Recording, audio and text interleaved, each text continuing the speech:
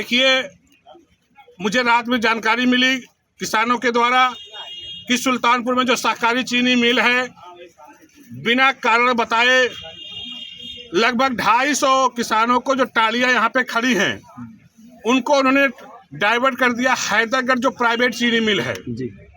यदि बिना किसी कारण बताए हुए इस तरह से किसानों को ये सरकार प्रशासन को लोग परेशान कर रहे हैं और 50 टाली का टोकन दिया गया है। यदि चीनी मिल खराब होती तो 50 टाली की तौल क्यों होती? जब 50 टाली की तौल हो सकती है तो आप 250 टाली की तौल क्यों नहीं होगी? आज किसान परेशान है। जो हम लोगों को जानकारी मिली है कि यहाँ के प्रशासन को मोटा कमीशन प्राइवेट चीनी मिल ने दिया है कि आप गन्ने को वहाँ से रोक लगा के डाइवर्ट कर दीजिए हैदरगढ़। आप सोचो, जनपद सुल्तानपुर से हैदरगढ़ की दूरी कम से कम लगभग 100 किलोमीटर है। तो इतना पैसा 100 किलोमीटर गन्ना लेके किसान जाएगा। एक तो 4 दिन से बिना खाए पिए यहाँ किसान हजारों की संख्या में यहाँ मौजूद है। उसके बाद प्रशासन जब डाइवर्ट कर दिया हैदरगढ़ 100 किलोमीटर दूरी, कितना उसे और खर्चा आएगा? मैं मांग करता हूं प्रशासन से कि मैं किसानों के साथ, समाजवादी पार्टी, पूरी समाजवादी पार्टी किसानों के साथ खड़ी है और हम लोग मांग करते हैं कि किसानों का जब तक उनके गन्ने में एक एक खेत गन्ना रहे उनके खेत में, तब तक यहाँ पे सहकारी चीनी मिल सुल्तानपुर में तौल हो।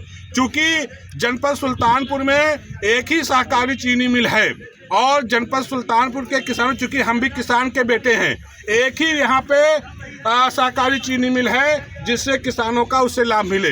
लेकिन ये सरकार, आप सोचो, भारतीय जनता पार्टी की सरकार डबल इंजन की सरकार है।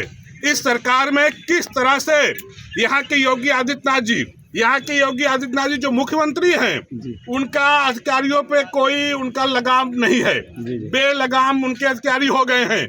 बहुत से हमने नेताओं को सुना कि मुख्यमंत्री जी की कोई गलती नहीं, उनके अधिकारियों की गलती है।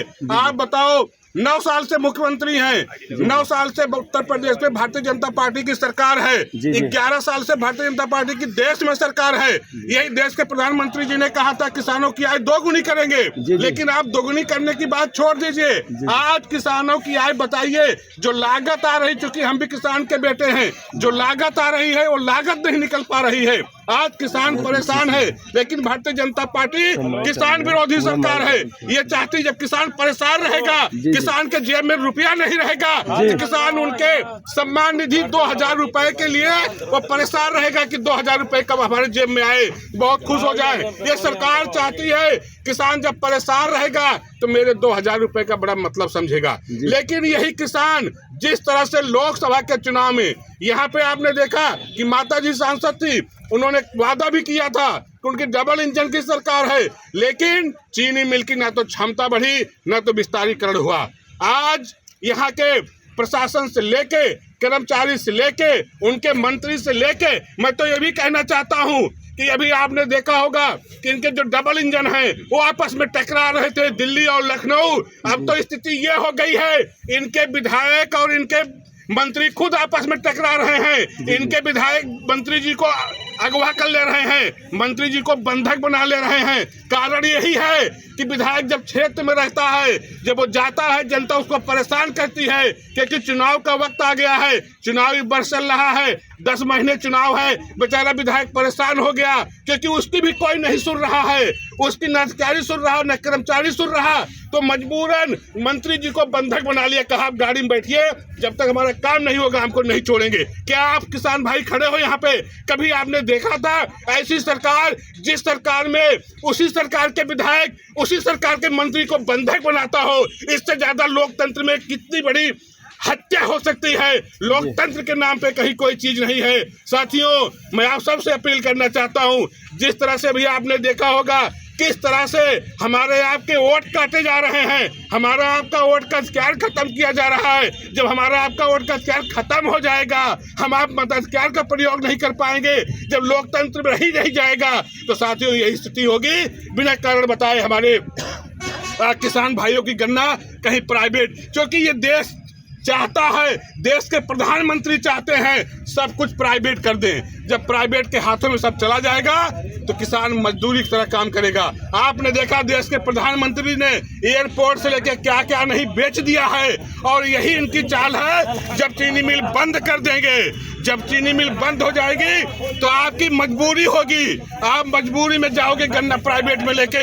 लेकिन मैं आपको आश्वस्त करना चाहता हूं समाजवादी पार्टी की तरफ से, क्योंकि किसानों के लिए आप सब किसान हो।